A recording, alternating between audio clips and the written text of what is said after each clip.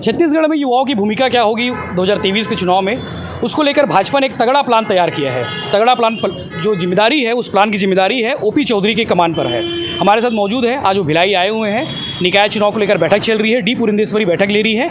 हमारे साथ इस वक्त मौजूद है चौधरी साहब, क्या प्लान है 2023 को लेकर? जी, भारतीय जनता पार्टी राष्ट्र निर्माण के लिए राजनीति करती है और श्यामा प्रसाद मुखर्जी जी ने जब जनसंघ के रूप में भारतीय जनता पार्टी की स्थापना की तो कैबिनेट मंत्री के पद को छोड़कर 10 लोगों के साथ एक नई पार्टी बनाई थी और 1952 के आम चुनाव में केवल 3 सीटें भारतीय जनता पार्टी को मिली थी। स्वाभाविक था कि एक शुरुआत हुई थी पार्टी की।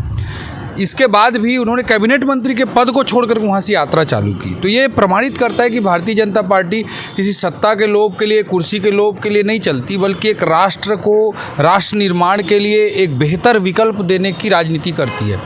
उसी तारतम्य में भारतीय जनता पार्टी लगातार प्रयास करती रहती है और समाज निर्माण का, राष्ट्र निर्माण का राजनीति को एक माध्यम मानती है, एक जरिया मानती है। तो उसी तारतम्य में 2023 का भी चुनाव होगा और भारतीय जनता पार्टी कमर कसकर इसमें हम काम कर रहे हैं। निश्चित रूप से छत्तीसगढ़ की जनता ने 3 बार हैट्रिक रूप से भारतीय जनता पार्टी को आशीर्वाद दिया, लेकिन कांग्रेस के झूठे वादों के कारण, झूठ के पुलिंदा के रूप में उन्होंने जो घोषणा पत्र फेंका, उसके कारण लोगों को उन्हें ठगने का काम किया। और आज सब लोग महसूस कर रहे हैं कि ऐसा कोई सगा नहीं है जिसको कांग्रेस ने ठगा नहीं है। हर वर्ग को उन्होंने ठगने का काम किया है। युवाओं की दृष्टि से मैं बात करूं तो पीएससी जो एक संवैधानिक संस्था है और उसमें आज लगातार भ्रष्टाचार हो रहा है। भ्रष्टाचार का अड्डा पीएससी बन गया है, जो पूरे छत्तीसगढ़ की युवा भाई बहनों के लिए अत्यंत दुर्भाग्य का विषय है। गाँव के छोटे छोटे जगहों में, छोटे छोटे स्कूलों से जो बच्चे तैयारी करते हैं, मध्यम वर्गीय परिवारों के, गरीब परिवारों के बच्चे इस उम्मीद में तैयारी करते हैं कि शिक्षा के माध्यम से अपने जीवन में परिवर्तन लाएंगे, उनके लिए सबसे बड़ा दगा करने का काम कांग्रेस ने पीएससी में घोटालों के माध्यम से किया है। 2500 रुपये बेरोजगारी भत्ता देने की बात कही, लेकिन युवाओं को, एक भी व्यक्ति को इन्होंने 2500 रुपये बेरोजगारी भत्ता नहीं दिया है। अन्य भर्तियां, हम चाहे शिक्षक भर्ती की बात करें, प्रोफेसर भर्ती के भ्रष्टाचारों की बात करें, सब जगह अत्याचार हो रहा है, हर जगह गड़बड़ करने का काम हो रहा है। भ्रष्टाचार भर्तियों में एक आम विषय छत्तीसगढ़ में कांग्रेस के राज आने के बाद हो गया है। इन सब परिस्थितियों को छत्तीसगढ़ का युवा बहुत अच्छी तरह से देख रहा है और युवा ही हर जगह परिवर्तन का वाहक होता है। हम भारत के राजनीति की बात करें तो हमारी 65% आबादी भारत देश की 35 वर्ष से कम आयु वर्ग की युवाओं की है। तो किसी भी विधानसभा में, किसी भी लोकसभा में जाएंगे तो युवा का जो मत होता है, उसका जो सोच होता है, वो डिसाइडिंग फैक्टर है। तो इसलिए युवाओं के साथ जो अन्याय कांग्रेस की सरकार कर रही है, युवा इस ऐसे स्थितियों में कांग्रेस की सरकार को छत्तीसगढ़ में भी माफ़ नहीं करेंगे और युवा ही छत्तीसगढ़ में परिवर्तन का वाहक बन करके 2023 में भारतीय जनता पार्टी को सत्ता पे लाएंगे, ताकि भारत माता को वैभवशाली हम बना सकें, हमारे छत्तीसगढ़ महतारी को हम ऊंचाई तक पहुंचा सकें। इसके लिए भारतीय जनता पार्टी ही एकमात्र विकल्प है। इसे छत्तीसगढ़ के भी लोग अच्छी तरह से समझ रहे हैं। जितने सारे मुद्दे आप बता रहे थे कि भर्ती हो, पीएससी की भर्ती हो, चाहे अन्य भर्ती और भी जो बेरोजगारी भत्ता, इन सारे विषयों पे बीजेपी भी ऐसा कोई करंट फील नहीं करा पा रही युवाओं को लेकर कि वो आपसे जुड़ जा डायरेक्ट?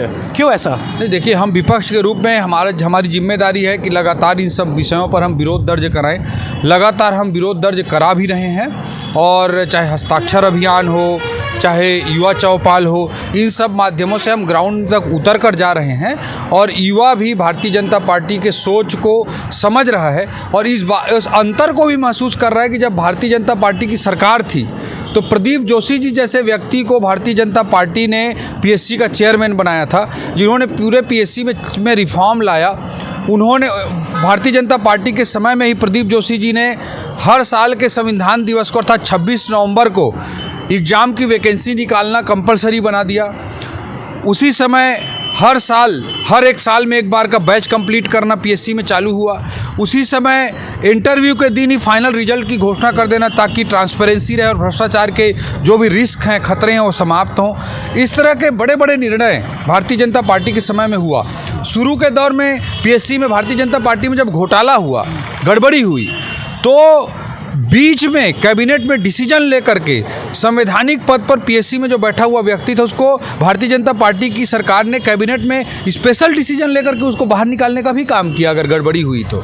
लेकिन आज इस सारे अंतर को युवा भारतीय जनता पार्टी के समय शासन कैसा चलता था, पीएससी कैसी होती थी, भर्तियां कैसी होती थी, कितनी ट्रांसपेरेंसी थी, इस बात को बहुत अच्छे तरीके से कंपेयर कर रहा है, तुलना कर रहा है। ऐसी स्थिति में युवा निश्चित रूप से भारतीय जनता पार्टी की इंपॉर्टेंस को भी समझ रहा है और आने वाले समय में भारतीय जनता पार्टी को सामने लाने का काम युवा जरूर करेगा। ओपी चौधरी युवाओं का एक ब्रांड है, ब्रांड नाम जिससे आपसे लेकर आए थे बीजेपी जिससे आपसे लेकर आई थी। आपको लग रहा है कि वो ब्रांड आप कर पा रहे हैं, वो ब्रांडिंग कर पा रहे हैं युवाओं के लिए? मेरा जीवन मैं हमेशा समाज के लिए, हमारे छत्तीसगढ़ के लिए, युवाओं के लिए समर्पित करना चाहता हूँ। मैं एक छोटे से गांव से निकल कर के आया और बहुत कम उम्र में मैं छत्तीसगढ़ का पहला आईएएस बना था। छत्तीसगढ़ राज्य का हमारा गठन 2000 में हुआ था और 2005 में मेरा फर्स्ट सिलेक्शन हुआ था। तो ये सब मैं एक सामान्य पृष्ठभूमि के सरकारी स्कूल से निकल कर के आया था, जहाँ 12वीं क्लास में कोई लेक्चरर नहीं होता था। हमारी स्कूल में ना मैथ्स का लेक्चरर था, ना फिजिक्स का लेक्चरर था, ना केमिस्ट्री का लेक्चरर था, ना बायो का लेक्चरर था, ना हिंदी का लेक्चरर था, केवल एक लेक्चरर था अंग्रेजी का। वैसी स्कूल से, सरकारी स्कूल से, गांव की स्कूल से मैंने 12वीं पास की और भिलाई के कल्याण कॉलेज में भी मेरा कुछ साल गुजरा यहाँ पर।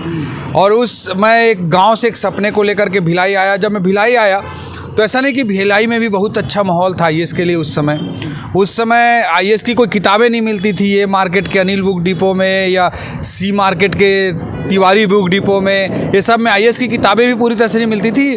मेडिकल और आईआईटी की किताबें मिल जाती थी, बट आईएएस की कोई किताब नहीं मिल पाती थी। यहाँ से हम किताब लेने के लिए रायपुर जाते थे, सदर बाज़ार में, वहाँ भी किताबें नहीं मिल पाती थी। तो कोई परिवेश उस समय भिलाई में भी नहीं बन पाया था। उन परिस्थितियों में भी स्ट्रगल करते हुए मैं उस समय आईएएस बना था बहुत कम उम्र में। और 13 साल मैंने पूरा जीवन समर्पित करते हुए, डेडिकेट करते हुए युवाओं के हित में काम करने का प्रयास किया। And I am very much satisfied जो मैंने 13 सालों में अब हमारे छत्तीसगढ़ के युवाओं के लिए किया। चाहे दंतेवाड़ा में एजुकेशन के लिए काम हो, चाहे रायपुर में नालंदा परिसर हो, चाहे जांजगीर में सेना भर्ती करियर काउंसलिंग का कल्चर डेवलप करना हो, I am very much satisfied.